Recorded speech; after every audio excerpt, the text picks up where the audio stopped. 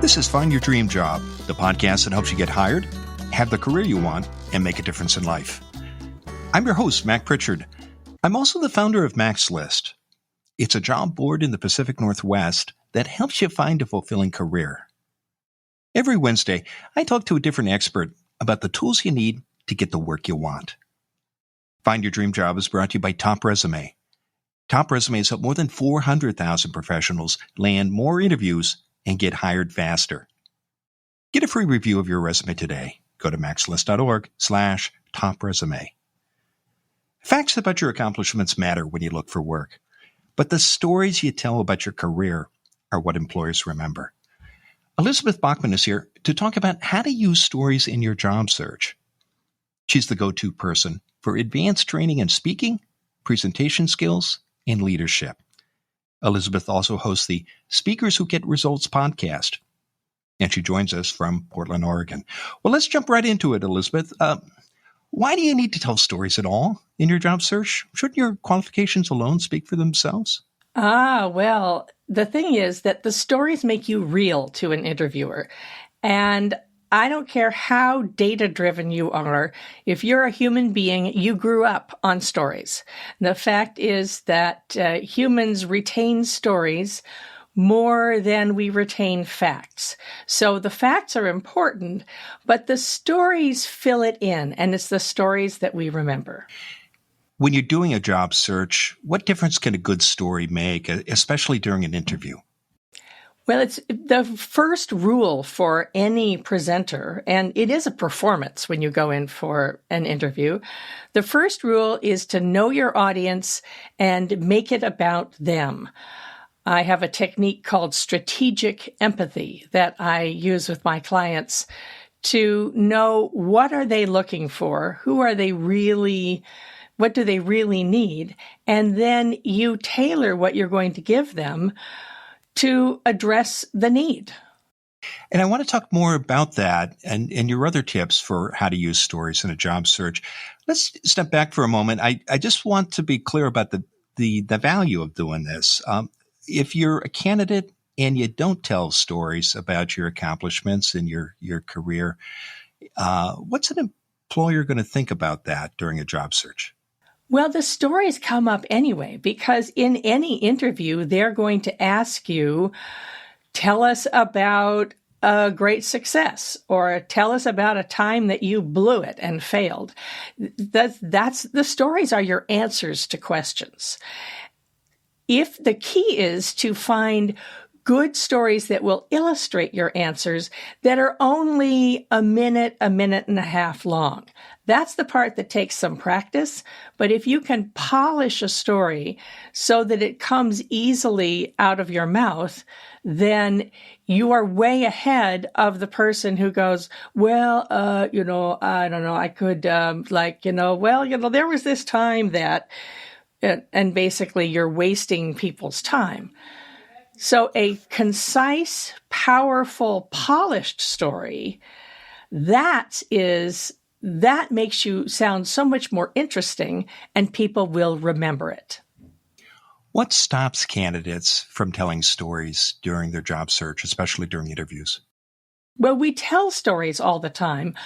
What happens is that people start rambling on into the story of what was happening, what was going on, and they give you way too much information or way too much background information, and the poor interviewer is listening going, wait, but what are you trying to tell me? And you certainly don't want to have the interviewer confused and unhappy. You mentioned rambling, Elizabeth, providing too much background information. What other mistakes do you see applicants make when telling stories during a job search?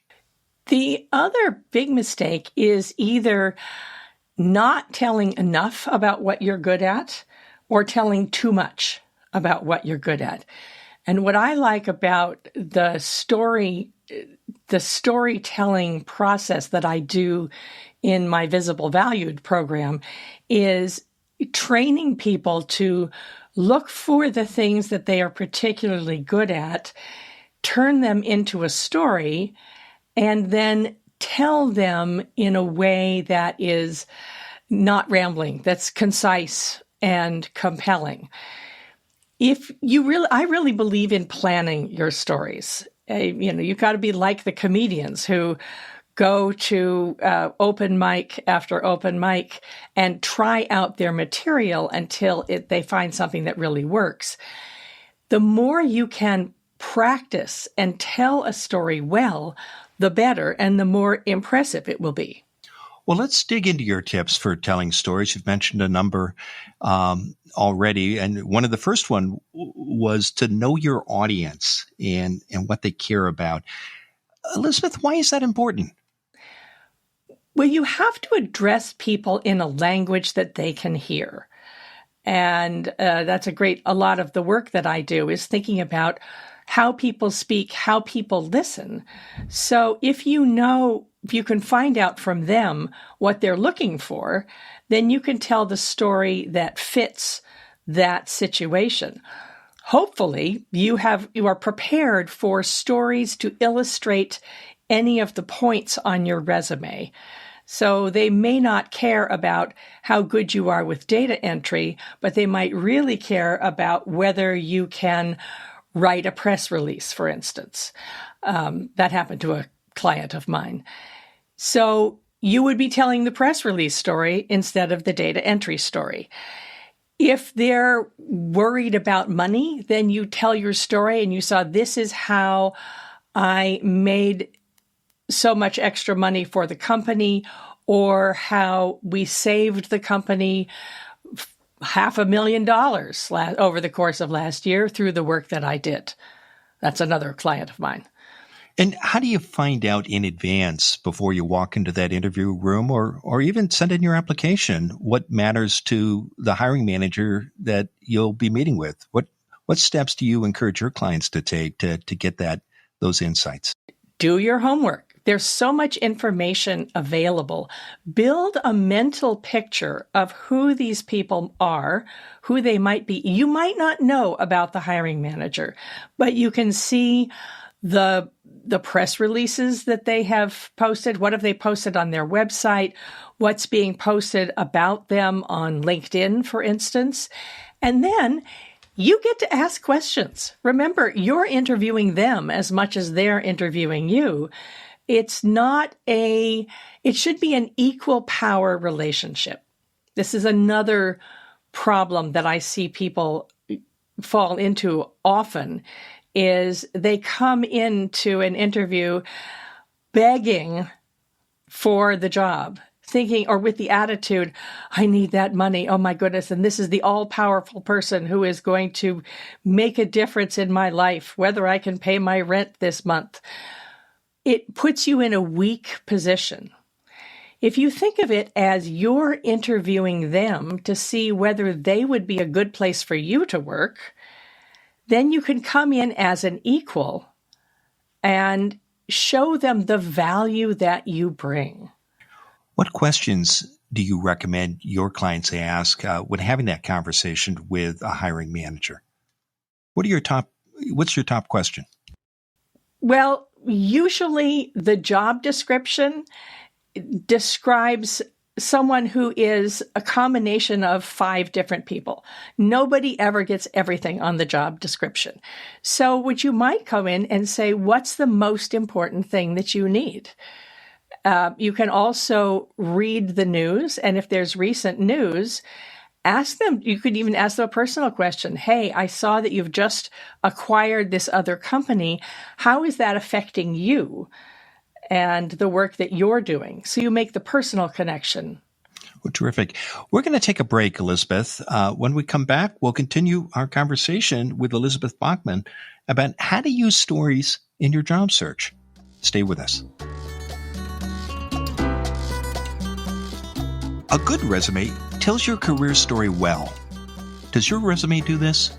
Go to maxlist.org/topresume. The experts at Top Resume will review your resume for free. Go to maxlist.org/topresume. Get specific tips to tell your career story better, or hire a top resume to do it for you. Go to maxlist.org/top resume. Now, let's get back to the show.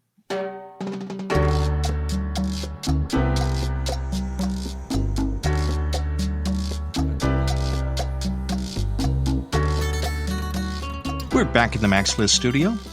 I'm talking with Elizabeth Bachman. She's the go-to person for advanced training in speaking, presentation skills, and leadership. Elizabeth also hosts the Speakers Who Get Results podcast, and she joins us from Portland, Oregon.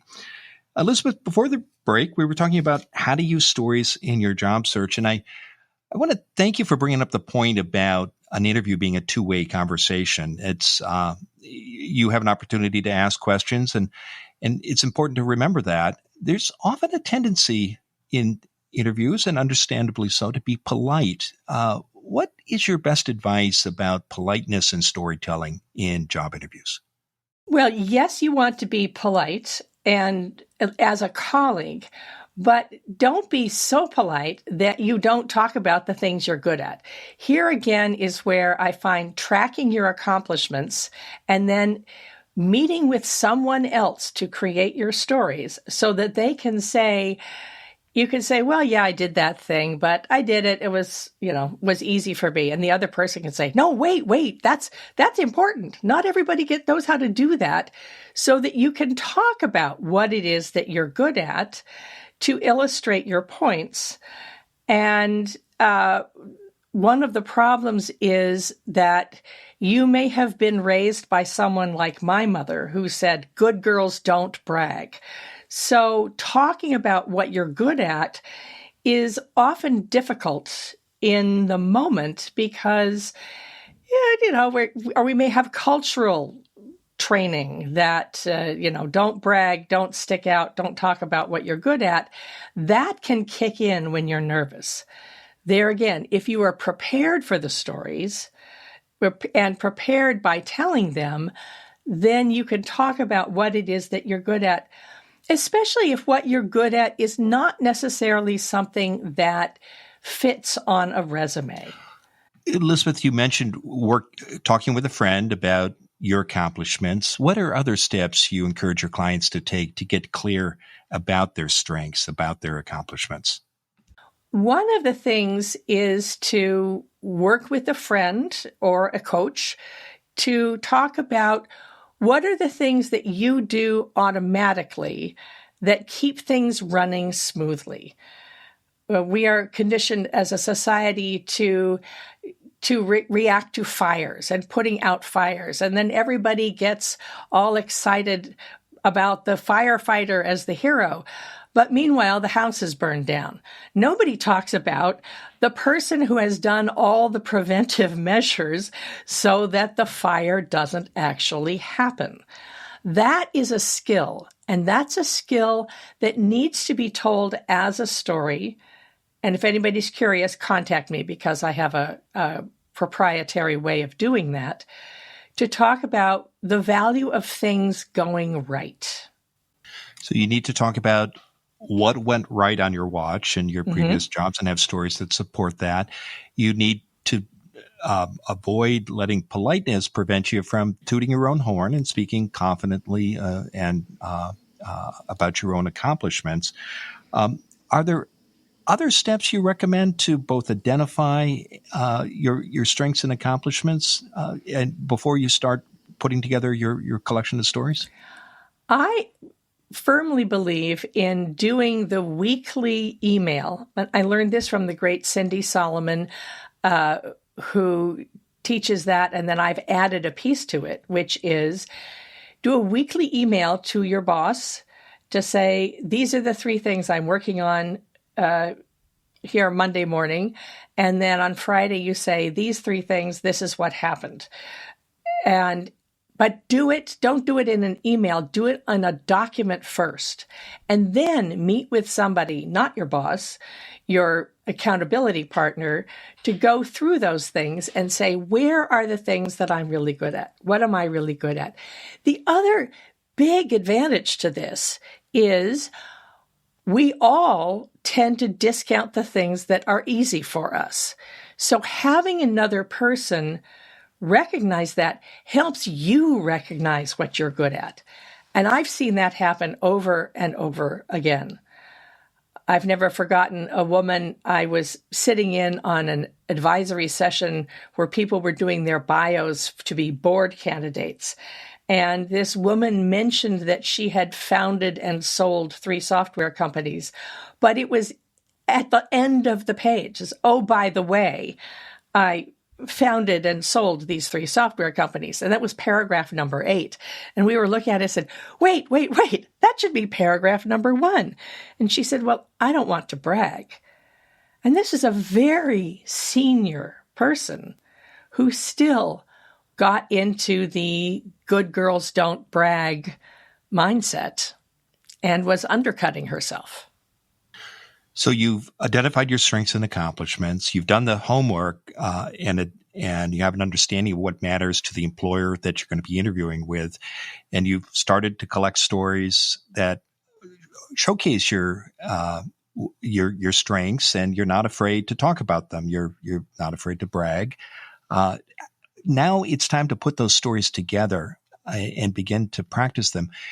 What do you recommend doing? Should you write these out, Elizabeth? Should you rehearse? What has worked with the people you've coached? Write them out and then say them out loud, because written language is very different from spoken language, and something that makes sense on the page may not make sense until once you say it out loud.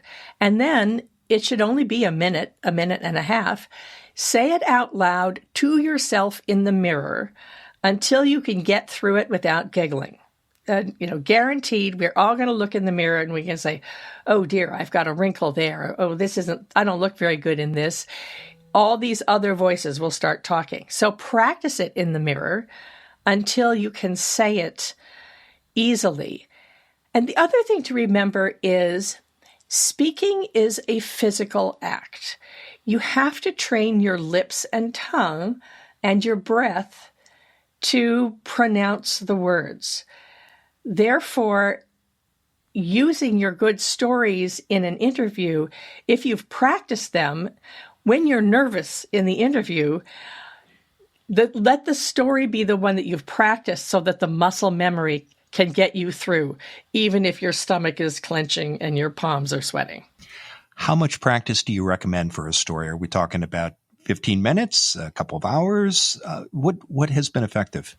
I would practice them over and over again. I would look at your resume, and for every point in your resume, have a story that illustrates it. And one other useful thing is they're always going to ask you, talk about a time that you failed. Rather than saying, oh boy, I really messed up and the company went bankrupt, you think of something that you have solved. So you can say, this was a lesson I learned way early on in my career that I can do this and this, but I'm not good at the third thing. And when I tried to do it myself, it was a disaster. Therefore, ever since, I make sure that I work in partnership with someone who is really good at the things I'm not good at. What if you get a question and you don't have a story ready that you've practiced and prepared, but one comes to mind? Should you tell that story if you haven't rehearsed it? Yes, but I would say, wow, that's a really good question. No one's asked me that before. I think what I would say is, and then go from there. Well, it's been a terrific conversation, Elizabeth. Now tell us what's next for you. I'm very excited about filling the next cohort of the Visible and Valued Leadership Certification Program for executive women. And this is where we work on your stories. We work on helping you become visible and get past that glass ceiling.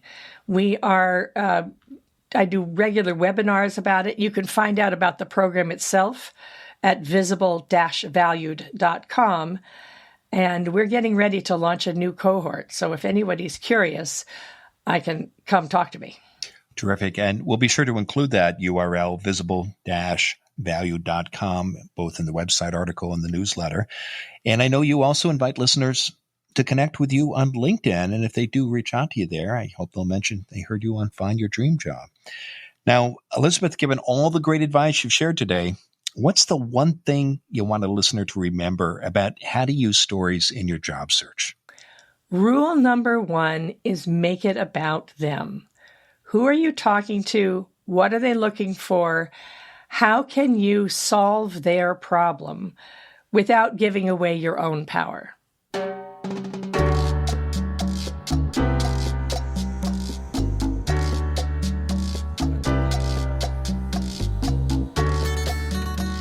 Make sure you never miss an episode of Find Your Dream Job. Subscribe to our free podcast newsletter.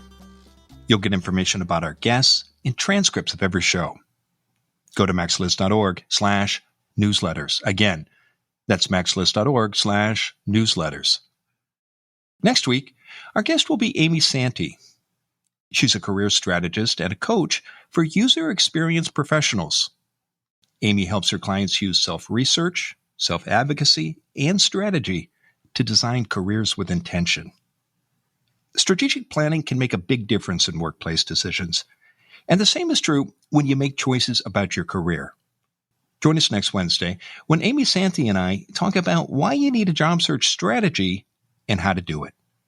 Until next time, thanks for letting us help you find your dream job. This show is produced by MaxList. Susan Thornton Huff schedules our guests and writes our newsletter. Lisa Kislenberry Anderson manages our social media. Our sound engineer is Matt Fiorillo. Ryan Morrison at Podfly Productions edits the show. Dawn Mole creates our transcripts, and our music is by Freddie Trujillo. This is Mac Pritchard. See you next week.